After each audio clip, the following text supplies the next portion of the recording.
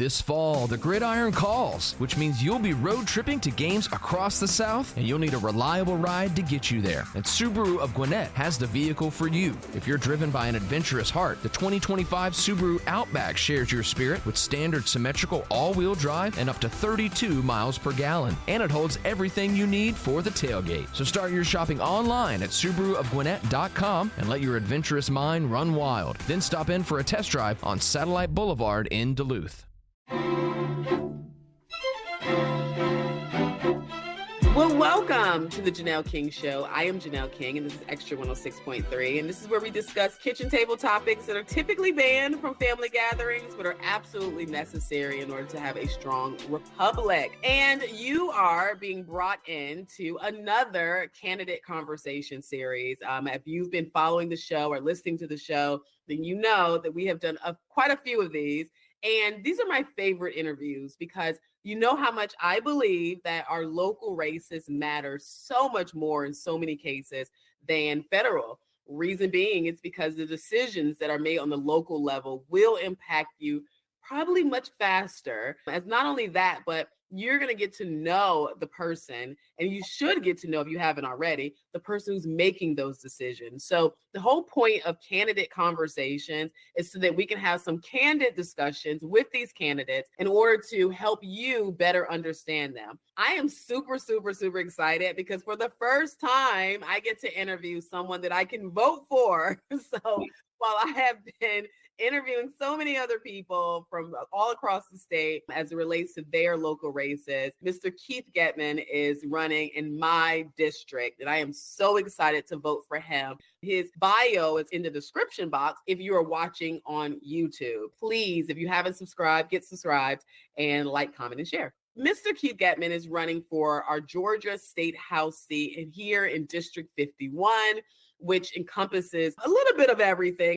The east side of Roswell, the northern part of Sandy Springs, and then a smidgen of Johns Creek. I am so excited to have this conversation because you will be directly representing me. Let's just get started with some basic things, right? Who is Keith Gettmann? If you were asked that question, how would you describe yourself? Well, that's a great question. I was born in Milledgeville, Georgia. I grew up there. My dad was a chief petty officer and fought in World War II and Korea and Vietnam and Bay of Pigs. My wife, Sherry, grew up there as well. I was one of the first children in our family that actually pursued a collegiate career.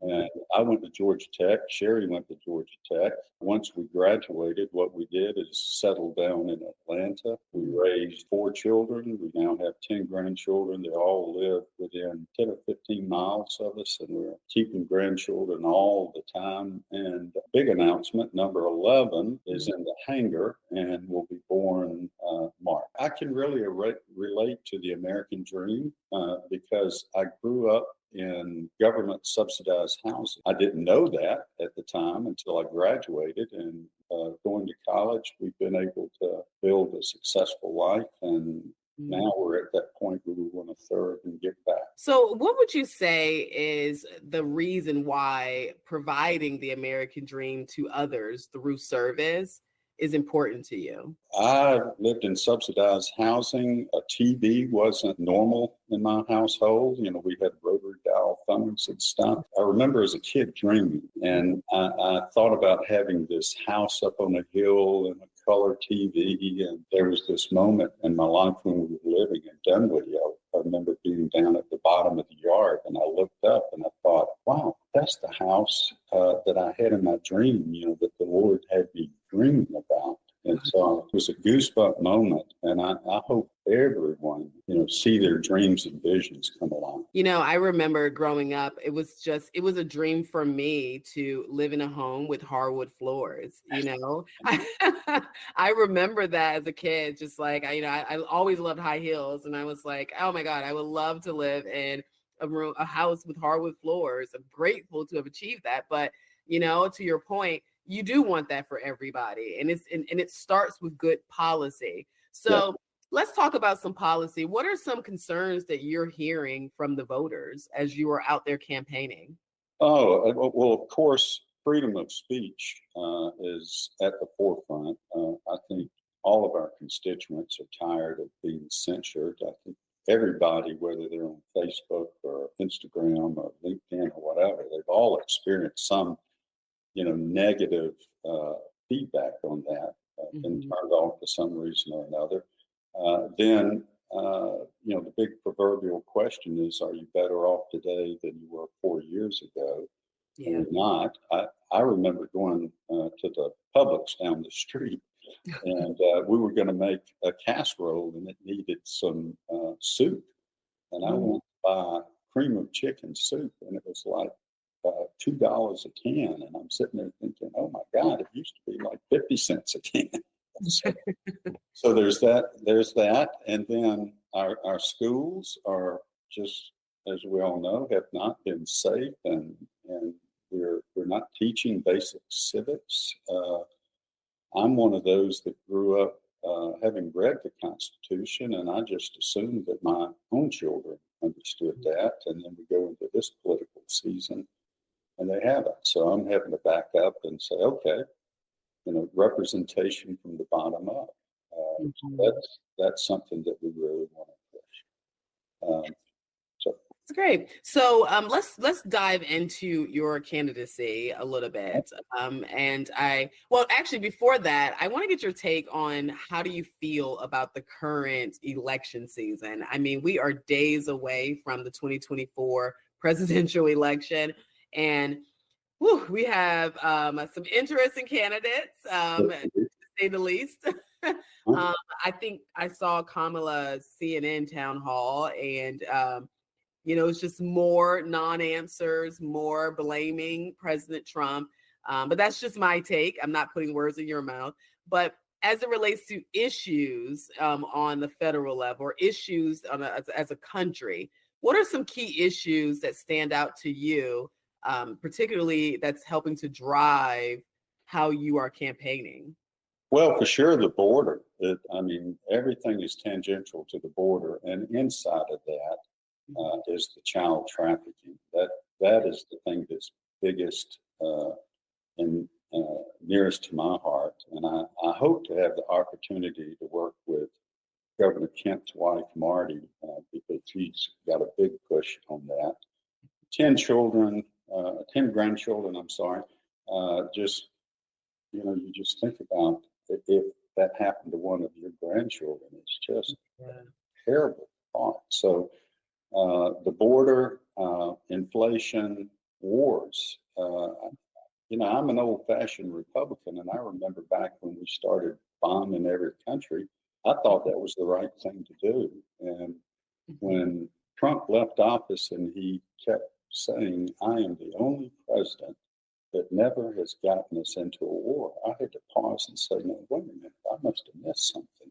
And I started looking into things, and I realized, the military-industrial complex is alive and well. We don't need to be sending our young men and women off to war all the time. We need to protect our boundaries, like the Constitution says, and protect our citizens.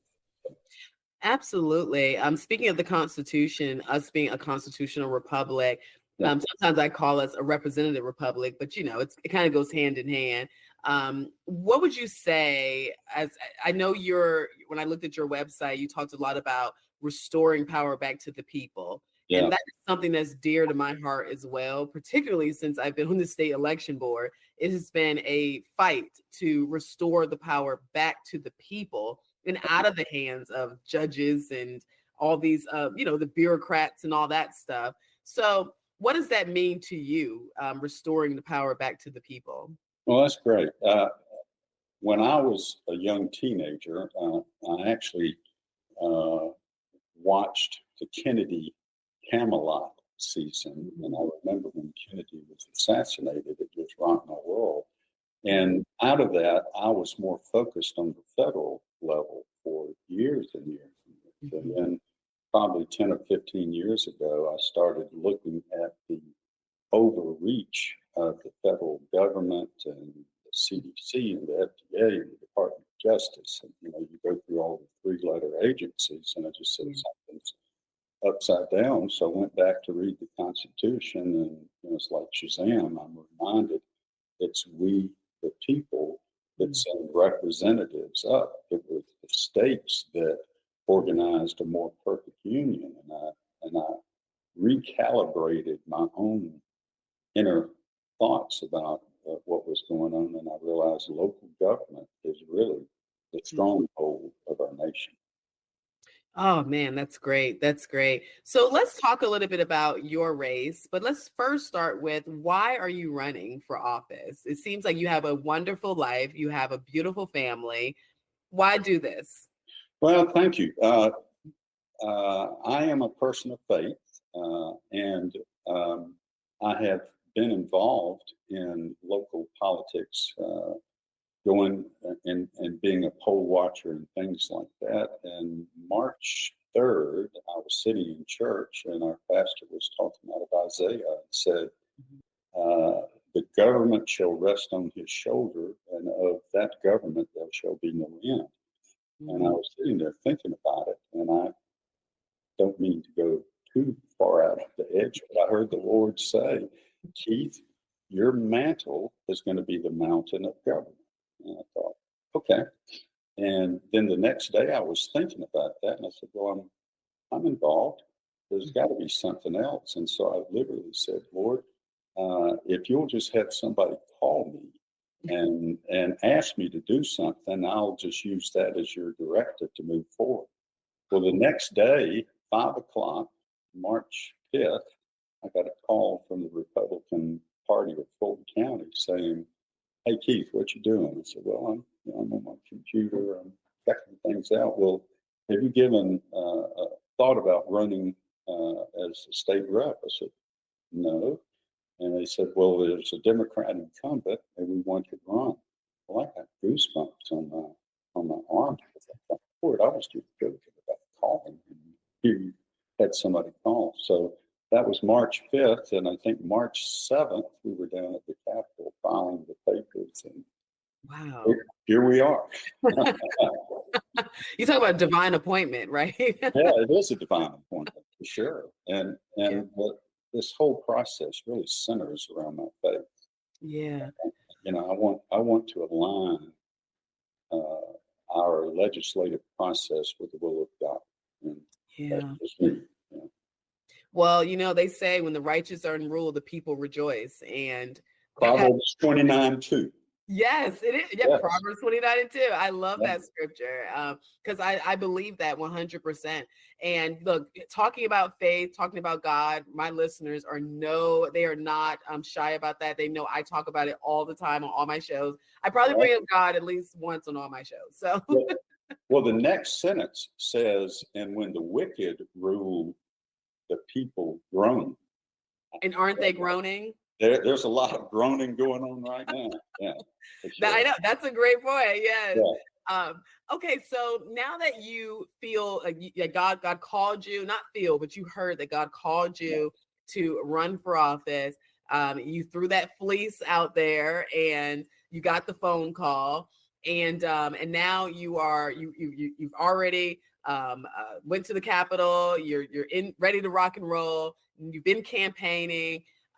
What have you learned about our political process, having been campaigning now, since announcing and putting yourself out there? Well, the first thing I learned is as I reached out to build a base of people to help, I wound up with 40 self-appointed advisors that, everybody had an opinion as to how things were supposed to go. And it was not always homogeneous in opinion. So I had to first learn how to receive people's cares and concerns and process it, and then be able to respond back to them with kind of a majority opinion as to what everybody is saying. So that was the first thing. And then on the Republican side, I realized that we did not have the organizational structure that the Democrats had for a season of time. We're truly volunteers, whereas the Democrats Democrats, if I can say this, it seems like they've had a bunch of billionaires help them out, pump money in, and they have a lot of structure in place. So we're pulling together as a cohesive group to put all of our money in the same basket to try and get an organizational structure that rivals what they have. Yeah, that's great. It's pretty much grassroots. And, it's funny. My husband, when he ran for office, the advice he got was that you're going to get 5,000 pieces of information, advice, instructions, he said, and from 5,000 different people. Yes. So be prepared. We'll be right back. You're listening to the Janelle King Show right here on Extra 106.3. We'll be right back.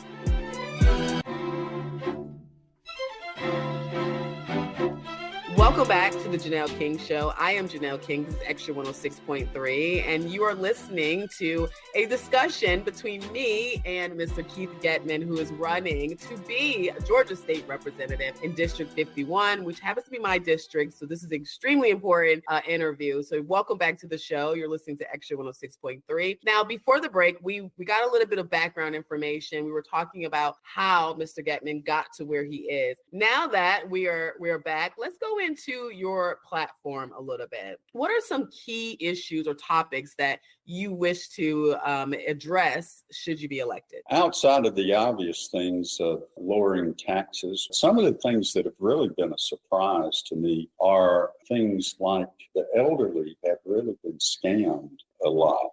So when I run into my constituents, they are talking about how their parents have lost money due to scamming. And so I think we need to address that. And I've been talking to some of the representatives about that. So we would like to push some legislation in that regard. Certainly the school systems need to be strengthened structurally. So we need to take a look at safe zones and things in the school system so that when parents go off to work, they don't have to worry about their children. Governor just announced the $500 per family putback that is going to come up in 2025, and that comes out of the $16 billion surplus that we have in the state. And so we are fortunate to be a part of that. I was with him this morning, and he was talking about how we had a 10-year plan on reducing our income taxes, and we want to accelerate that. So we don't want to wait 10 years to get to the end. And then we want to have more incentives as far as reducing property taxes. Can we talk a little bit about the family putback? Could you explain it a little bit about what that is? Yeah, 3 days ago, he and the General Assembly announced that they're going to put back to the citizens of Georgia a total of $1 billion, which is going to come out of the surplus, and it will be, and I may be slightly off on this, but I think it's $250 per individual taxpayer, or $500 for households that file jointly, and that is going to be in effect in 2025. Okay. So we all get a check for $500. You and Kelvin and Sherry and I. So I'm excited about it. All right. That'll be some great. We'll get to go out dinner and we finally get to eat outside again. So there you go. Then have steak instead of salmon patties, right? Right. Oh, salmon patties. That just took me back. You remember that? I do. As a kid, I used to eat fried bologna sandwiches and salmon patties. And I remember that it was canned salmon, and you'd have those little tiny bones, the backbones that were in there, and I'd eat a salmon patty and touch on it. When I graduated from high school and went off to college, I swore that I was never, ever going to eat another salmon patty, and I haven't. Now I get grilled salmon, but not right. salmon. This was actually another sweet moment. So my grandmother passed away a few years ago, and so it's still kind of new, kind of fresh. And my mom was the only child, and she watches this. So hey, Mom. And but the other day, the nickname my grandmother had for me was Nellie, and young woman introduced me as I spoke, and her name was Nellie. And so that was a moment. And then salmon croquettes and salmon patties was something she made for us. So you bringing that up is like another moment of me remembering my grandmother. It was just a sweet moment, and I appreciate that, even though you didn't know. Yeah. No, that was a sweet moment. Okay, so as we are continuing to talk more about your policies and your platforms, what are some things that you have seen either take place or you've heard about that as it relates to our state house that you want to either be a part of or clean up? Well, with the past 4 years that we've had and all the trauma that's taken place, one of the things that I was actually shell shocked at finding out is 1 out of every 4 citizens in Georgia experience some type of emotional trauma or addiction or whatever. And so there is a national 988 number, like we have the 911 number. And we have, through the legislative process, begun to fund that. And we're given that parallel emphasis to 911. So if there's a crisis in the family, you can dial 988 and you will receive the same amount of attention as you would for 911. So we're starting to build facilities throughout the state of Georgia to accommodate emotional trauma and addiction, which is very much needed. So that was really a surprise. And then, like I said earlier, as I was talking with constituents, it's like my mother got scammed, my grandparents got scammed. So, we really need to do something for the elderly to protect them. What type of scams are we talking about? Because if there's someone listening right now that may be either affected by it or could be, what are you hearing and how can they prevent this from happening? Well, there are different types of scams. There are phishing scams and calls that you get. Just today or yesterday, I had 2 emails where I got an alert and my account had been hacked, and it's like, call this number. And I've learned just to delete them. But one of the things that you can do is just make sure that as a child of an elderly parent, that you stay in touch with your parents, and hopefully they will allow you to have access to their accounts, which I do for my mother. She's 96 and lives in an assisted living center. And so I just make sure that she is good. Yeah. No, great. So let's go back to economics and the income tax. So I'm assuming we're talking, I think I saw that President Trump is talking about possibly doing away with the income tax on a federal level, but Yes. is this something that's happening on a state level you would like to see? And if so, what about the fair tax? How do you feel about the fair tax if you've heard of that or know about it? I have heard the fair tax, and one thing that's very logical to me is whether you call it the fair tax or consumption tax or whatever. Personally, I would much prefer to pay tax on what I consume versus on what I earn. So there's got to be some discussion along that line. We know that Tennessee and Florida both have 0 income tax, and so our state finds itself in a competitive environment trying to recruit talent, trying to keep our own college graduates here and not going up to Nashville or down to Jacksonville, wherever. And so we need to take a look at reducing the income tax more. And then the other thing, my background's consumer finance. And I've known since my first job was Fannie Mae, I've known that as the housing market goes, so goes the economy. Because Janelle doesn't just go out and get a house, she goes out and buys the draperies, and Kelvin gets a lawnmower, and go through the whole process, and the economy just booms off the housing. So we've got to make sure that we get our interest rates down, that we get affordable underwriting guidelines for youth, especially, to find themselves with the American dream and owning a house instead of renting an apartment. So, it's funny. You mentioned, man, I think it's slipping my mind, but there was something you mentioned about just how, oh, yes, housing.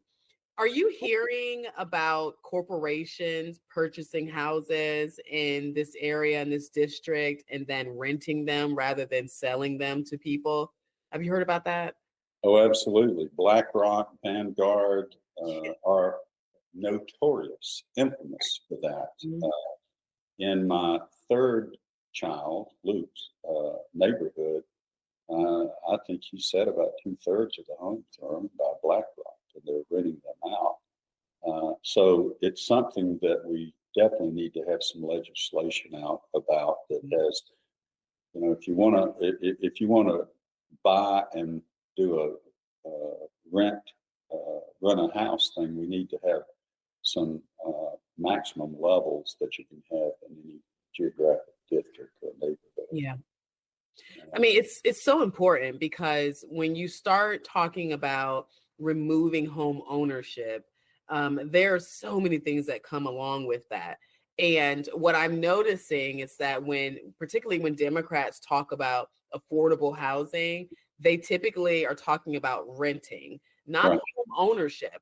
And even though Kamala is throwing this wild economic plan out there to I guess, to give $25,000 to first-time homeowners in the form of a tax credit. It's just going to increase the cost of housing. And it really doesn't matter if corporations are buying up these homes, right? right, So, so when it comes to affordable housing, and I know your district is very different than some other districts as it relates to affordability and some of our economic concerns, but high density areas is not what we want to see in the suburbs, right? So right. how do you feel about all of that? Well, I've attended a lot of the council meetings at Sandy Springs and at Roswell, and it's been a particular issue in Roswell where 3 or 4 months ago they finally passed a resolution, if that's the right term, that where you have high density housing, you have to have a minimum of 51% commercial space mixed in. So you can't just go in and build 1,000 homes, bring 1,000 homeowners in without having infrastructure to support it. And I think that's the way that we need to go forward. I actually like that. I haven't heard of that, but I love that. And I get excited when I hear great ideas in these interviews. Yeah, awesome. Yeah. The other thing is I'm aware that in Texas they have enterprise zones in schools where they will build school buildings where the schools are actually on the second, third, fourth floors, and they have commercial space on the first floor. And what they're doing is they're creating kind of a vocational school environment with the public school environment. And they're bringing the children in to work in those commercial stores, teaching them to budget, to sell, to stock. And so they're really becoming entrepreneurs or future entrepreneurs through that process. And I'd like to see us do a little bit of discovery along those lines with our school system. I love that more so. And I'm glad you brought up the school systems because I wanted to start talking about trades and something I read. But before that, I love that idea because what I'm noticing is when I talk to young people is that they have an entrepreneurial spirit, right? They want to, and I say young people, I know I'm part of that, but technically I'm not anymore. I mean, I'm talking about the Gen Zers who are now, millennials, we're now fading out, but Yeah, to the Gen Zers. But what I've noticed as a business owner is that there's a stark difference between having an idea, having a vision, and actually conducting business. right. And when you don't have those skills that teaches you about having to make payroll and responsibility of forecasting and all of that stuff, it's just an idea, you have an expensive hobby. So I really like that. Now, education. I know we have a school superintendent, we have school boards and all of that. But from your position, there's a lot that you can do to help strengthen our educational system. And I personally am someone who believes in trade. And I read an article recently that said that the up and coming new millionaire class are going to be electricians, plumbers, and those who are in trade. And Right. I know being construction that is totally, the case. But what do you think about that? Do you agree? Well, I mean, if you think about AI, I mean, AI, the ironic thing is it's computer programmers creating AI, and AI in and of itself is going to replace the computer programs. Maybe you call that justice. I don't know, but I agree. Our generations have lost the ability to repair a commode, to fix your car, to do these types of things, and that is something that AI cannot replace. I've got a good friend who's really good at web design, and he just bought a insulation company where he's putting insulation up in the attic. And I remember asking him, he said, "Grant, that's kind of an odd business to buy." And he said, "Can AI replace, putting insulation up in people's attics?" I said, "No." He said, "That's the reason I bought it." So to your point, having a trade is going to be crucial for Yeah. coming generations. Yeah. Before we go into the fun segment, I have to talk about healthcare a little bit because that is something that's always on the table. It's always a topic of discussion, and the expansion of Medicaid for all. And I've heard several different perspectives on this. Personally, I do think that we have a crisis in our healthcare system. But I also think that we have a crisis in our Medicaid system. When you consider the fact that we have around 60 million people in America on this system, this government healthcare system, and we only have around 1.1 million physicians. I mean, how can you adequately provide a great healthcare experience when you have 10 minutes between patients as doctors? So that kind of goes back to the trade and needing to have more doctors. But where do you stand on healthcare and possibly the expansion of Medicaid? That's a great question. First of all, we need competitive environment. I happen to be one of those that's on Medicare. And one of the things that's interesting about Medicare is you have Plan A, B, C, D, E, F, G, and inside of each one of those plans is an identical structure that has to be given to the patient. And so I'm on Plan G, and I am able to go in and say, well, Company A charges $100 a month, Company B charges $400 a month, and it's literally the same care that you have. So you need to open up the care to the medical profession and to the insurance companies and just make it a competitive environment. And if you do that, just by default, it will gravitate to the most efficient, most competitive process. So if we're going to expand Medicaid, we need to copy what we've done in Medicare to emulate that. Oh, another great point. Another great point. Thank you. Yeah. So before we go on a break, we'll go to the next break, and then we come back. We're going to have the fun "Would You Rather" segment, and then we'll have Mr. Gettmann close on just his message to voters as we are coming up on this election day. But before that, you're going into the House. There's a couple of hundred other people that's going to be there. Well, I think it's a couple of, maybe 100, a little bit over, but there's a lot of people. You're one vote, and we all have a lot of ideas, and I know there's a lot of things you want to get done. But what is one priority item where you feel that if I can go in there and if I can just get this done when I'm first elected, I would be excited and happy? What is that one priority item? Well, for sure, it's going to be to make our neighborhoods and schools safe.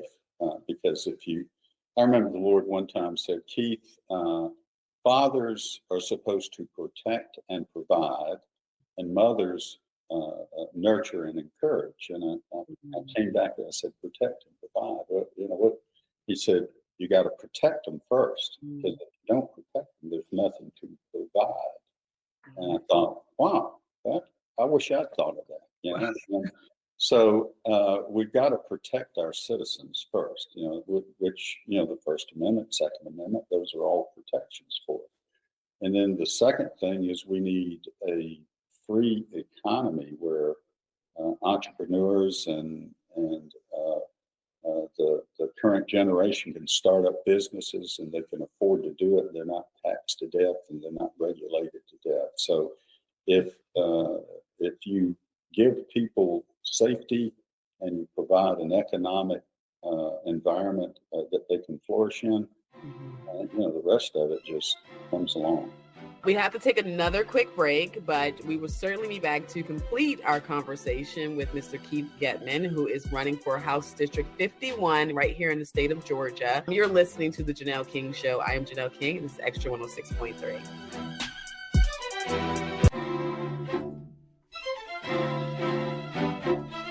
Welcome back to the Janelle King Show. I am Janelle King. This is Extra 106.3. And if you are just now joining the show, then you missed a lot, but it's okay. You can always go to my YouTube page right now. Just search the Janelle King Show, and you can watch this interview from the beginning.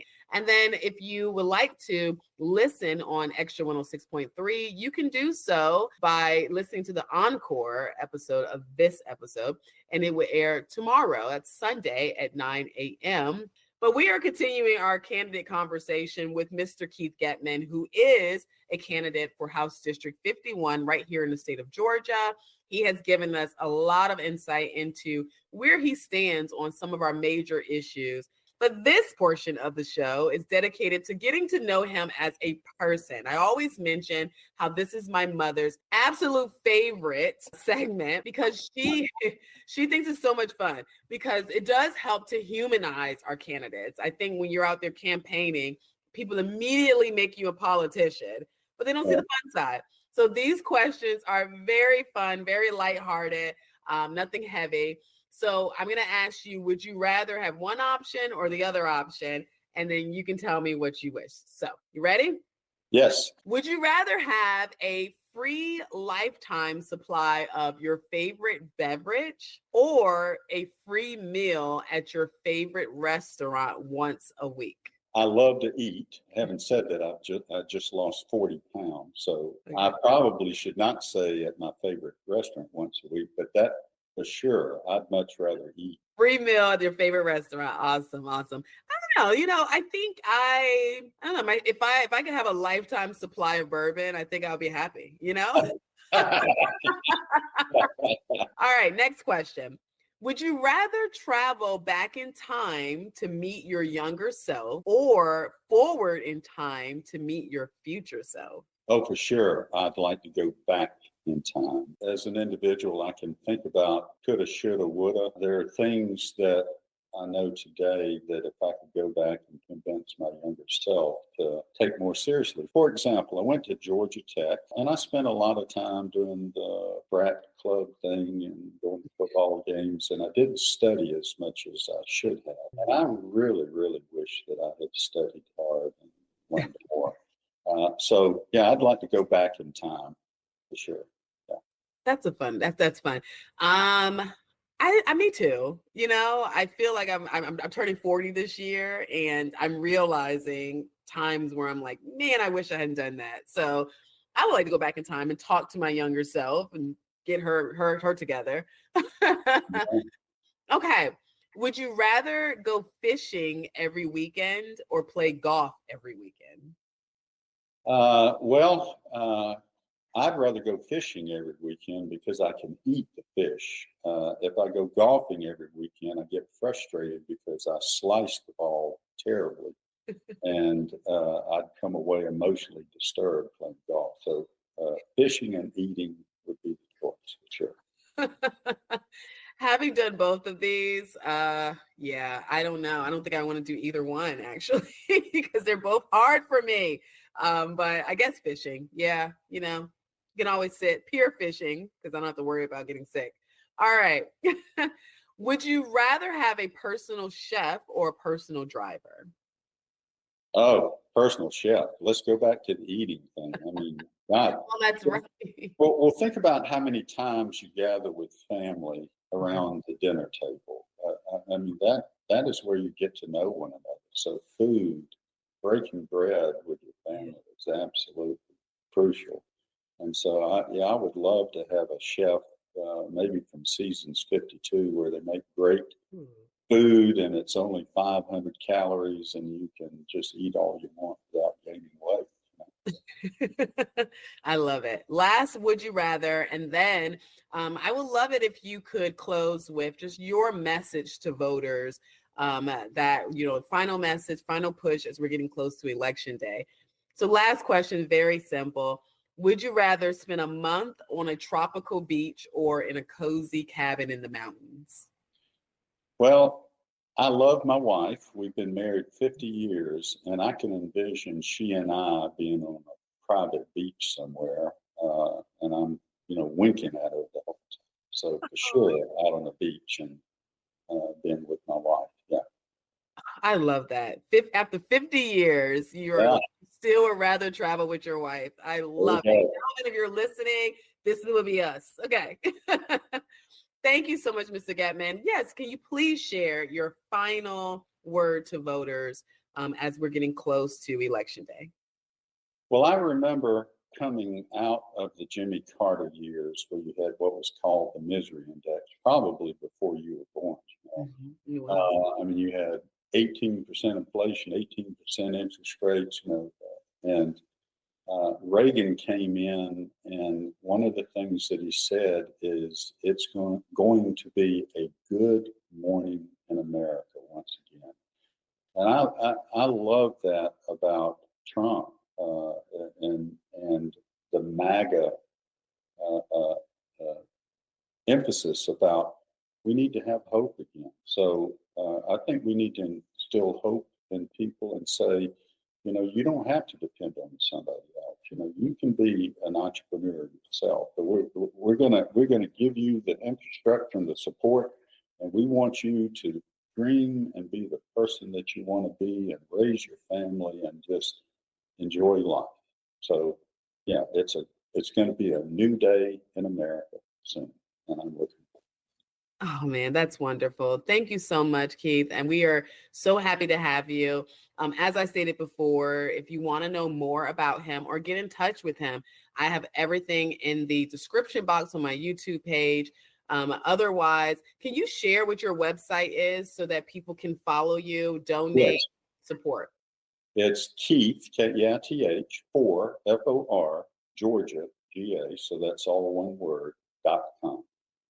And I know you kept talking about your mom, so Janelle's mom, I hope you enjoyed this interview, and love to meet you sometime. Oh, thank you. Thank you so much. And I'm sure she would love that.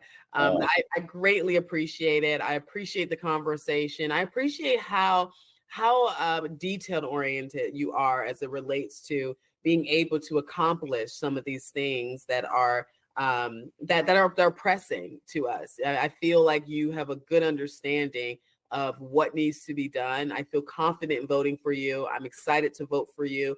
I am urging everyone, particularly those who live in House District 51, to please consider voting for Mr. Keith Gettmann. We are blessed to have an option that is not only someone who understands the importance of service, but also allows their faith to lead them and guide them. You have no idea how important that is when we're talking about leadership. And I'm so grateful that I get to have that and have that option in this upcoming election. Thank you so much. And thank you all for watching. As I always say, please stay unafraid, stay unapologetic, and never stop seeking the truth. We'll see you next week. This fall, the gridiron calls, which means you'll be road tripping to games across the South, and you'll need a reliable ride to get you there. And Subaru of Gwinnett has the vehicle for you. If you're driven by an adventurous heart, the 2025 Subaru Outback shares your spirit with standard symmetrical all-wheel drive and up to 32 miles per gallon. And it holds everything you need for the tailgate. So start your shopping online at SubaruofGwinnett.com and let your adventurous mind run wild. Then stop in for a test drive on Satellite Boulevard in Duluth. Fall is here, and it's time for football and time for entertainment, which means it's time for you to check out Underdog, the place for fantasy picks and entertainment. You need your enjoyment to be easy, and that's why Underdog is a perfect place to go for pick'em entries entering fantasy contests. I'll be looking at the higher of Kirk Cousins, passing yards, and touchdown projections all year long. With Underdog, you have a smooth process that leads to easy and fast play. Making picks on Underdog is straightforward, and signing up is even easier. Just head over to Underdog's simple-to-use mobile app or UnderdogFantasy.com. Sign up with promo code LEAK, and Underdog will give you a free pick to use on your first pick'em entry, plus up to $1,000 in bonus cash when you deposit. That's Underdog Fantasy, promo code LEAK, to claim your new customer special of a free pick and your deposit offer. Must be 18 plus and present in a state where Underdog Fantasy operates. Terms apply. Concerned with your play? Call 1-800-GAMBLER or visit ncpgambling.org. Atlanta Braves fans, how would you like to meet your all-star second baseman and World Series champion, Ozzie Albies? Well, now you can on Saturday, November 16th at PBR Battery Atlanta from noon to 2 p.m. Join us for an exclusive meet and greet where you can meet Ozzie, get an autograph, and snap a few selfies. Tickets are going fast and will sell out quickly, so get yours today at morethansports.com and click on the signings tab. That's morethansports.com and click on the signings tab. Don't miss your chance to meet Ozzie Albies Saturday, November 16th at PBR Battery Atlanta.